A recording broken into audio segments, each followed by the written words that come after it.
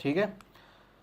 अब आप पोल कोर में स्टाम्पिंग डीसी जनरेटर में पटलित करते हैं। ये पूछ रहा है कि वाई स्टैम्पिंग्स, इंग्लिश वालों को बता दूं, why stampings are laminated in DC generator. तो दोस्तों इसका आंसर है भंवर धारा की हानि को कम करने के लिए आंसर है एडी करंट। तो दोस्तों इस वीडियो में मैं आपको एडी करंट का मास्टर बना देता हूँ। एडी करंट में आज के बाद कोई भी सवाल आपसे पूछे तो आपके हाथ से छूटना नहीं चाहिए। तो अपन डिस्कस करते हैं अब एडी करंट। तो एडी करंट होता क्या है, देखो दोस्तों, इसको हिंदी में अभी अभी हमने देखा था, इसको हिंदी में क्या बोलते हैं, भंवर धारा। भंवर मतलब पानी में आपने देखा है कभी कभी तालाब में, अगर आपने गांव में नहाया होगा तो एक छोटी सा मतलब एक पानी अंदर ही अंदर अंदर घूमता रहता है, जिसको अपन बोलते हैं भंवर में फंस गए, इस दुनिया के मोह माया के भंवर में फंस गए। तो उसी से ये नाम ड्राव हुआ है एडी करंट। तो एडी करंट बेसिकली दोस्तों जो फेराडेज का लॉ ऑफ इंडक्शन है उसका सीधा सीधा एक्सटेंशन है, उसके प्रिंसिपल पे ये काम करता है। फेराडे का जो लॉ ऑफ इंडक्शन है तो उसमें क्या होता है कि अगर आपको फेराडे का लॉ ऑफ इंडक्शन नहीं पता तो आप तो क्या करो, सबसे पहले तो अपने घर में जो चूल्हा होगा ना, चूल्हा, उसमें जाके डूब के मर जाओ या चुल्लू भर पानी में डूब के मर जाओ, अगर आपको फेराडे का लॉ ऑफ इंडक्शन नहीं मालूम तो। मैं अगर और इलेक्ट्रीशियन ट्रेड से हो तो सबसे पहले मैं आपको बता देता हूँ, जिनको नहीं पता, हाँ जो पहली बार सुन रहे हैं उनके लिए मैं माफ़ मांगता हूँ, उनके पैर छूता हूँ, उनको प्रणाम करता हूँ, भैया सीख लो, ठीक है। तो Faraday's law of induction, Faraday's law of induction में क्या है, जो फेराडे हमारे जो फेराडे अंकल थे, उन्होंने क्या बोला था, उन्होंने ये बोला था कि किसी भी कॉइल में या किसी भी मेटल में जब आप magnetic bearing magnetic field, bearing most important है यहाँ पे, बेरिंग मैग्नेटिक फील्ड को अगर आप लगाओगे तो उससे होगा क्या, उससे एक चीज़ का जन्म होगा, एक बच्चे का जन्म होगा, जिसको बोलते हैं, जिस इंड्यूस्ड करंट का जन्म होगा। इंड्यूस्ड का मतलब होता है प्रेरक, मतलब जो एक्चुअल में वहाँ पे था नहीं, लेकिन जब एक कॉइल और बेरिंग मैग्नेटिक फील्ड मिल गए, दोनों एक दूसरे से आपस में इनका अगर मिलाप हो जाता है तो एक इंड्यूस्ड करंट मतलब प्रेरण करंट, हिंदी में बोलते हैं प्रेरण धारा का उत्पन्न होता है। कॉइल को हिंदी में बोलते हैं कुंडली, ठीक है। तो और बेरिंग का मतलब क्या है, बेरिंग का मतलब ये होता है कि बेरिंग का मतलब क्या होता है, बदलने वाली। आपको दोस्तों पता है बिजली का जन्म कैसे हुआ था, फेराडे लॉ ऑफ इंडक्शन की बात हो रही है तो बिजली की खोज कैसे हुई थी, मैं आपको एक बार बताता हूँ।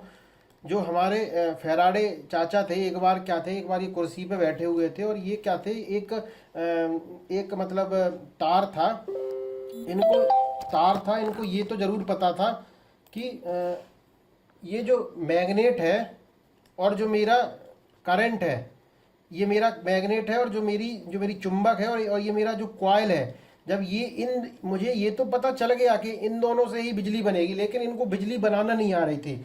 तो ये क्या था, एक तार पड़ा था और उसके पास एक मैग्नेट था। इसको क्या है, बार बार इसके पास ले जा रहे थे, बार बार दूर ले जा रहे थे, बार बार पास ले जा रहे थे, बार बार दूर ले जा रहे थे, धीमे धीमे ले जा रहे थे, बहुत धीमे से उसको सरका के ले जा रहे थे, नहीं ले जाते। इनको क्या आया, एकदम आया बहुत ज़्यादा गुस्सा, इनको एक दिन आया बहुत ज़्यादा गुस्सा।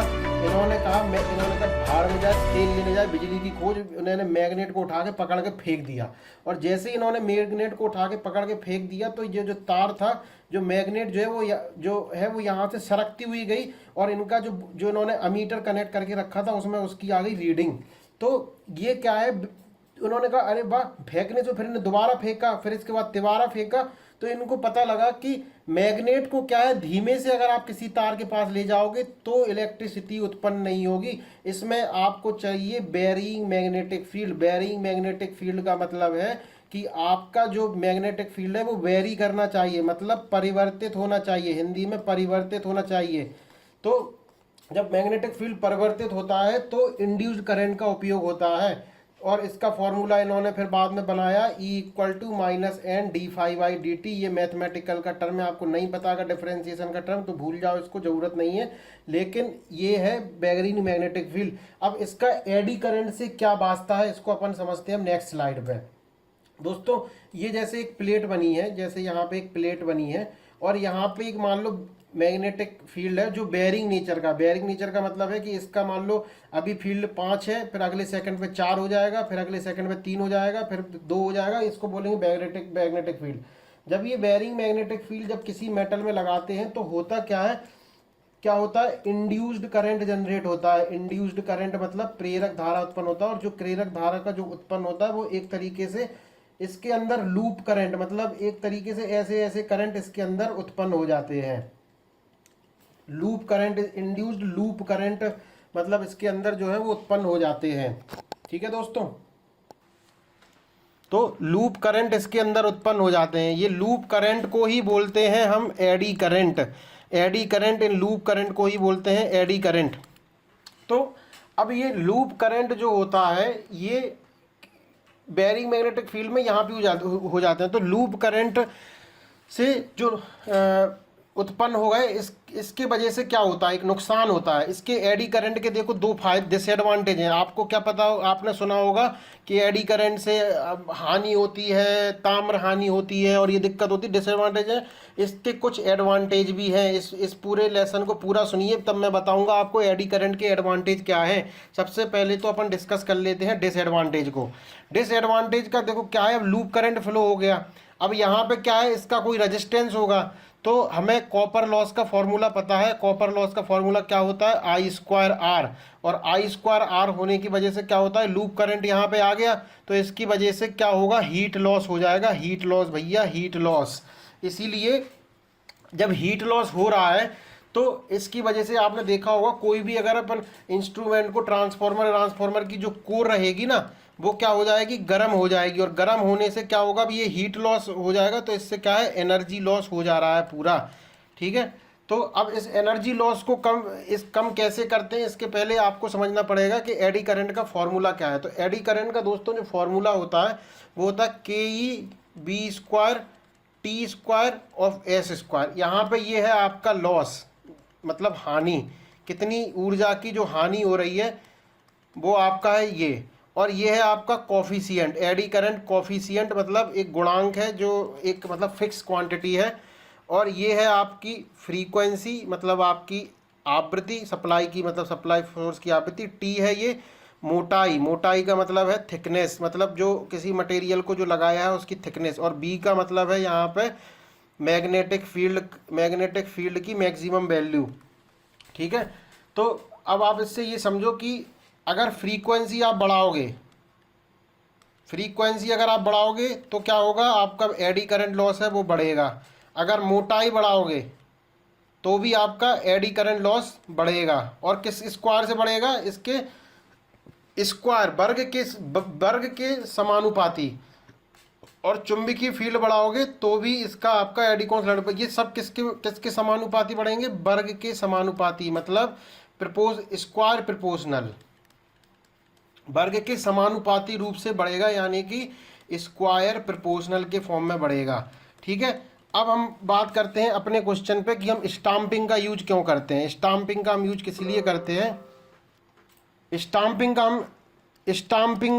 में लेमिनेशन का यूज क्यों करते हैं। लेमिनेशन होता क्या है, देखो जैसे मान लो आपने अगर ट्रांसफार्मर की अगर आपने कोर देखी होगी, जैसे मैं आपको यहाँ पे एक ट्रांसफार्मर की कोर बना के दिखाता हूँ, तो ये जो ट्रांसफार्मर की कोर ये मतलब सॉलिड नहीं होती दोस्तों, ये सॉलिड नहीं होती, मतलब एक कंप्लीटली सॉलिड नहीं होती। इसमें हम क्या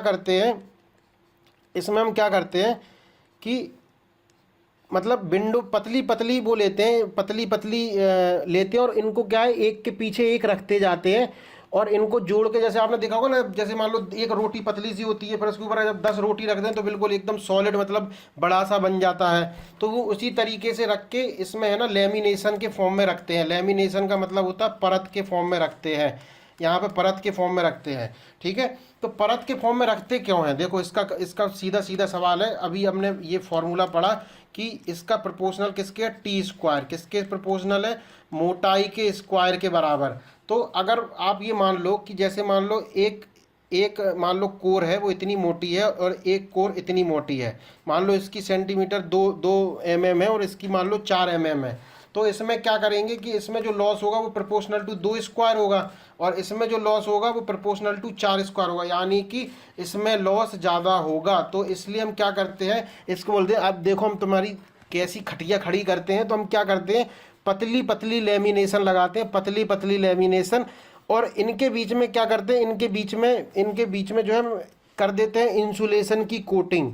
यहाँ पे दो पतली पतली लेमिनेशन होती है, यहाँ पे जो मैं ब्लू कलर से बना रहा हूँ इसमें कर देते हैं इंसुलेशन की कोटिंग। इंसुलेशन की कोटिंग कर देते हैं, मतलब आपका जो मटेरियल होता है इंसुलेशन कोटिंग कर देते हैं और ये आपकी हो गई लेमिनेशन। ठीक है, तो इससे क्या होता है कि जो हम जो बनाते हैं जनरली जो डीसी मोटर्स और जो डीसी जनरेटर में बनाते हैं, आप याद कर लो दोस्तों, 0.1 mm टू 0.5 mm, आप अंदाज़ा लगा लो 1 सेंटीमीटर में होते हैं 10 mm, और 10 mm का भी आधा इतना छोटी mm जो होती है वो आपके लेमिनेशन यानी कि जो परतें होती हैं उनकी साइज होती है। तो इससे क्या होता है कि जो आपकी जो थिकनेस है, जो टी है यानी कि जो मोटाई है, वो हो गई आपकी कम, और उसके वजह से क्या हो गया, आपकी जो एनर्जी लॉस हो गया वो भी हो गया आपका कम। तो मुझे लगता है आपको समझ में आ गया होगा कि कैसे किस तरीके से आपका लॉस खत्म हो रहा है। तो देखो ये सवाल था कि पटलित क्यों करते हैं, भंवर धारा को कम करने के लिए। दोस्तों अभी मैंने बताया था कि ये एडी करंट के लॉस हैं। अब मैं आपको एक चीज़ और इसमें बताना चाहता हूँ कि एडी करंट को कंट्रोल कैसे करते हैं। एक तो तरीका हो गया आपका इस तरीके से मोटाई को कम करके, ठीक है। दूसरा तरीका दोस्तों होता है कि जो मटेरियल जो आप लगा रहे हैं, जो कोर का जो मटेरियल है, जो आपका मटेरियल है, दो बार लिखना पड़ता है मुझे, हिंदी मीडियम इंग्लिश मीडियम दोनों के लिए। दोस्तों थोड़ी इतनी मेहनत कर रहा हूँ, चैनल को लाइक कर दो, शेयर कर दो और सब्सक्राइब कर दो। जो मेटल का जो मटेरियल होता है इसकी अगर हम रजिस्टिविटी अगर ज़्यादा ले लें तो आपको पता है B equal to I R, और आई इक्वल टू हमें पता है बी अपॉन आर। अगर आपका रेजिस्टेंस ज़्यादा होगा तो आपका करंट भी कम हो जाएगा। तो अगर हम जो कोर की रजिस्टिविटी ज़्यादा ले लें, मटेरियल की रजिस्टिविटी ज़्यादा ले दें, तो जो आपका जो लूप करंट की जो वैल्यू है वो आपकी क्या हो जाएगी, कम, और जब कम हो जाएगी तो आपका लॉस हो जाएगा कम। तो इसके लिए हम क्या करते हैं कि स्पेशल मटेरियल्स का यूज करते हैं, स्पेशल मटेरियल्स जिनका नाम होता है परमालॉय और मूव मेटल। मैं आपके लिए यहाँ पर लिख के रखा हूँ कौन कौन से मटेरियल का यूज करते हैं एडी करंट को कम करने के लिए। एक तो करते हैं परमालॉय, इसको दोस्तों याद कर लो, परमालॉय आपसे पूछा जा सकता है। दूसरा होता है म्यू मेटल। म्यू मेटल क्या होता है, ये खिचड़ी होती है, खिचड़ी में हमें पता है क्या होता है, दाल भी होती है, 3-4 टाइप की दाल होती है, चावल होती है, सब चीज़ें उसमें डाल दो। तो इसमें निकिल कॉपर क्रोमियम और आयरन NiCuCrFe ये डालते हैं और इसमें डालते हैं। इन मटेरियल की क्वालिटी पता क्या होती है, इन मटेरियल की क्वालिटी ये होती है कि इनकी परमिएबिलिटी इनकी बहुत हाई होती है, और इनकी जो रजिस्टिविटी भी होती है साथ में वो भी बहुत हाई होती है। परमिएबिलिटी हाई होने का मतलब ये है कि इनको चुंबकत्व प्रोवाइड कराना बहुत आसान है, बहुत इजीली मैग्नेटाइज हो जाएंगे, वेरी वीक मैग्नेटिक फील्ड में भी मैग्नेटाइज हो जाएंगे। और रजिस्टिविटी हाई होने से क्या होगा कि इनका एडी करंट का लॉस होता है। आपसे क्वेश्चन पूछा जा सकता है एडी करंट को कम करने के लिए कौन सी मेटल का यूज करते हैं, तो परमालॉय और म्यू मेटल। देखो दोस्तों क्वेश्चन आया था एक, मैं यहाँ पे आपके सवाल सॉल्व करवा रहा हूँ 10-15, एक टॉपिक से 10-15 सवाल। तो ये मत सोचिएगा कि ये सिर्फ 10 क्वेश्चन है, 10 क्वेश्चन से क्या होगा। मैं बार बार ये आपको बता रहा हूँ, एक बार इस वीडियो डिस्कशन को जो मैं डाल रहा हूँ उसको जरूर देखिए। अगर आप चाहते हैं कि आपके सारे कॉन्सेप्ट परत बाई परत, एक बाई लेमिनेशन जैसे इसमें लगे हैं, सारे कवर होके एक सॉलिड लेयर बन जाए आपके कॉन्सेप्ट की, तो इस वीडियो को आप जरूर देखिए, ठीक है। अब मैं आपको यहाँ पे एडवांटेज और बता देता हूँ एडी करंट के। कुछ भी छूटना नहीं चाहिए एडी करंट का, मैं चाहता नहीं हूँ कि कुछ भी छूटे। आप लोगों को लगता है एडी करंट तो विलन है, हमारी पूरे कोर को गर्म कर दे रहा है, पूरी एनर्जी लॉस करा दे रहा है, ये तो बड़ा नुकसान है, ये तो बड़ी दिक्कत है। लेकिन दोस्तों ऐसा नहीं है एडी करंट का। हम आदमी लोग बड़े हरामी होते हैं, आदमी लोग क्या करते हैं, जो दुश्मन होता है उससे भी काम निकलवा लेते हैं, इंसान की जात ही ऐसी है। तो एडी करंट भैया हमें नुकसान दे रहा था, हम लोगों ने क्या किया, इसका यूज कर लिया 4-5 जगह। सबसे पहले तो ये क्या करता था, जब ये क्या करता था, हीटिंग करता था ना, तो लोगों ने कहा हम क्या करेंगे, अब इसका काम इंडक्शन हीटिंग में ही यूज करेंगे। वो कहेंगे कि तुम एक काम करो, तुम्हें ज़्यादा दिक्कत है, तुम इंडक्शन करंट की हीटिंग से ही अब हम काम करेंगे। तो आपने जो देखा होगा ना इंडक्शन कुकर, इंडक्शन कुकर में भी जो इंडक्शन हीटर जो आपने देखा हो मार्केट में आते हैं, उनमें भी एडी करंट का ही प्रिंसिपल का यूज होता है। उनमें क्या होता है कि वो प्लेट को गर्म करते हैं और प्लेट के ऊपर क्या होता है अपना बर्तन, तो वो बर्तन गर्म हो जाता है। तो देखो इसका आदमियों ने कहा तुम गर्म करते हो, चलो तुम अब गर्म ही करो, ज़्यादा मज़ा आता है ना तुमको गर्म करने में, तो गर्म करो। पहला तो ये हो गया। दूसरा आपको लोगों को पता है कि इससे हम फोर्सेस भी जनरेट कर सकते हैं, फोर्सेस जो बल भी जनरेट कर सकते हैं एडी करंट का। जैसे मान लो हमने एक मैग्नेट यहाँ पे लगाई, ठीक है, और यहाँ पे एक प्लेट है, इसमें मान लो करंट फ्लो हो रहा है, तो इसमें एक करंट फ्लो होगा। इस करंट के फ्लो होने से एक दूसरा मैग्नेटिक फील्ड जनरेट होगा, और इसका मैग्नेटिक फील्ड और इसका मैग्नेटिक फील्ड जब इंटरेक्ट करेगा तो एक बल बनेगा। इस बल को हम बोलते हैं एडी करंट का जो बल होता है। अब इस बल का हम यूज कहाँ पे करते हैं? इस बल का यूज हम यूज करते हैं एडी करंट ब्रेकिंग में। इनका ट्रेन में जो जापान में जो मेट्रो ट्रेन चलती है ना, जो हाई स्पीड ट्रेन चलती है, उनमें एडी करंट ब्रेकिंग का यूज करते हैं। तो और इसका यूज करते हैं हम एडी करंट डैम्पिंग में। आपको मैंने बताया था कि कौन कौन से फोर्सेस लगते हैं किसी भी मीटर में, तो एडी करंट डैम्पिंग में भी इसका यूज करते हैं। इसके अलावा जो एनर्जी मीटर होता है ना, एक वीडियो में मैंने पढ़ाया है, एनर्जी मीटर में भी जो एल्यूमिनियम की कॉइल जो घूमती है वो इसी एडी करंट की वजह से ही घूमती है दोस्तों। तो एडी करंट ऐसा नहीं है कि सिर्फ डिसएडवांटेज है, इसके कई एडवांटेज है, वो आपके ऊपर डिपेंड करता है कि ये दुधारी तलवार है, इसको आप अपने ऊपर चला रहे हैं, अपने ट्रांसफार्मर की कॉइल को गर्म कर रहे हैं, या दूसरा काम को कर रहे हैं। तो ये हो गया एडी करंट के बारे में। इसके बारे में आपको एडी करंट में कोई और डाउट हो तो कमेंट सेक्शन में लिखिए, बताइए, मैं आपके वो भी डाउट्स को क्लियर कर दूंगा। अब चलते हैं नेक्स्ट क्वेश्चन के ऊपर।